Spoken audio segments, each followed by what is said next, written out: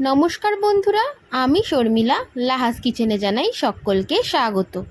আজকে আমি আপনাদের জন্য নিয়ে এসেছি ঝিঙে আলু দিয়ে পোস্তর একটি দারুণ রেসিপি। নিরামিষ দিনে এই ঝিঙে আলু কি করে সব রান্নার থেকে সেরা হয়ে ওঠে চলুন তাহলে দেখে নিই। প্রথমে আমি কড়াইতে সর্ষের তেল গরম করে নেব। আমি 2 টেবিল চামচ সর্ষের তেল দিয়েছি, আপনারা আপনাদের পরিমাণ মতো দেবেন। এরপর 4টে চন্দ্রমুখী আলু আমি ছোট ছোট করে টুকরো করে কেটে নিয়ে তেলের মধ্যে দিয়ে হালকা করে নাড়াচাড়া করে নেব।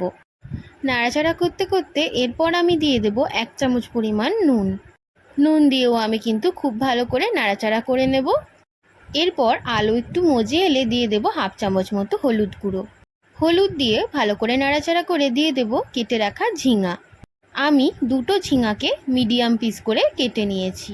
ঝিঙা আর আলু খুব ভালো করে নাড়াচাড়া করে আমি ঢাকনা চাপা দিয়ে রেখে দেবো 5 মিনিটের জন্য। এইদিকে পোস্তর সাথে কাঁচা লঙ্কা বেটে নেব এবং দিয়ে দেবো পরিমাণ মতো জল আর কাঁচা সর্ষের তেল। বলতে পারেন পোস্তের আমি একটা লিকুইড ব্যাটার বানিয়ে ফেলেছি। এরপর আমি ঢাকনা খুলে যখন দেখব ঝিঙে আর আলু বেশ ভালোই সেদ্ধ হয়ে এসেছে তখন একটু হালকা নাড়াচাড়া করে নেব এবং সেই সময় আমি দিয়ে দেব আমি পোস্তের যে লিকুইড পেস্ট বানিয়ে রেখেছিলাম সেইটা। আমি কিন্তু পোস্তের মধ্যে আর কোনো এক্সট্রা জল ব্যবহার করব না। পোস্তের মধ্যে এক্সট্রা জল ব্যবহার করলে কিন্তু সেটা জলে ব্যাপার হয়ে যাবে। এরপর আমি পোস্ত দিয়ে ঢাকনা চাপা দিয়ে হাই হিটে ফুটতে দেব। গ্যাসের ফ্লেম কিন্তু আমি একদম কমাবো না, এইরকমভাবেই কিন্তু ফুটতে দিতে হবে। যেহেতু আমি চন্দ্রমুখী আলুতে করছি সেহেতু কিন্তু আমার পোস্তটা একটু তাড়াতাড়ি হয়ে গেছে। এরপর একটি হাতার সাহায্যে আমি আলুগুলো একটু থেতো করে দেব। মানে আমার মায়ের কথা অনুযায়ী তরকারিতে আলুগুলো একটু ঘেঁটে দেব। যে কোনো তরকারি রান্নার সময় যদি সবজিগুলো সেদ্ধ হওয়ার পর একটু ঘেঁটে দেওয়া যায়, আমার মা বলে তরকারির টেস্ট নাকি আরও বেড়ে যায়। তাই মায়ের কথা অনুযায়ী আমি পোস্তের আলুগুলো একটু ঘেঁটে দিলাম।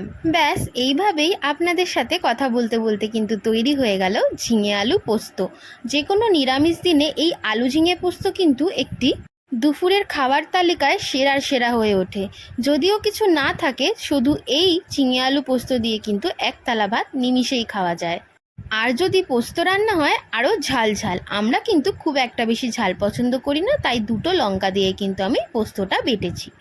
আমার আজকের এই ঝিঙে আলু পোস্ত কেমন লাগলো অবশ্যই কিন্তু আপনারা বাড়িতে রান্না করে আমাকে কমেন্ট বক্সে জানাবেন। আর ভিডিওটা ভালো লাগলে কিন্তু অবশ্যই ভিডিওটা লাইক শেয়ার করে দেবেন। এই রকমই আরও নতুন নতুন রান্না দেখার জন্য কিন্তু আমার চ্যানেল লাহাস কিচেনকে অবশ্যই সাবস্ক্রাইব করে রাখতে হবে। ইউটিউবে গিয়ে সার্চ করে নিতে হবে লাহাস কিচেন চ্যানেলকে, আর সাবস্ক্রাইব করে বেল নোটিফিকেশনটা কিন্তু অন করে দিতে হবে এবং অলে রাখতে হবে। আর যারা আমার ভিডিও ইউটিউব থেকেই দেখছেন তারাও কিন্তু অবশ্যই আমার এই ছোট্ট চ্যানেলটিকে সাবস্ক্রাইব করতে ভুলবেন না। আজকের রেসিপি এইটুকুই, দেখা হচ্ছে আরেকটি নতুন কোনো রেসিপি নিয়ে।